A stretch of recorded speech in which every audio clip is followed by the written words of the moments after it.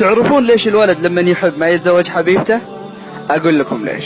بكل بساطة لأن الولد يبغى أحد يهتم فيه، يخاف عليه، يطلع معه، لين أمه تروح تخطب له البنت المناسبة. ولما تسأله حبيبتك يقول لك ما أتزوج واحدة تتكلم وتطلع معي لأنها أصلا مو متربية.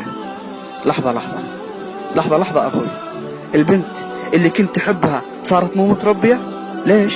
طيب والكلام الحلو اللي كنت معشمها فيه والوعود وين راحت؟ على طاري التربية، ترى أهلها ربوها أحسن تربية، بس الحقيقة هي زيك كانت محتاجة اهتمام غير اهتمام الوالدين. وبعدين كل شخص مسؤول عن تصرفاته، الوالدين ما لهم علاقة بشيء. هذه جزات اللي عطتك الثقة العمياء وضحت بنفسها؟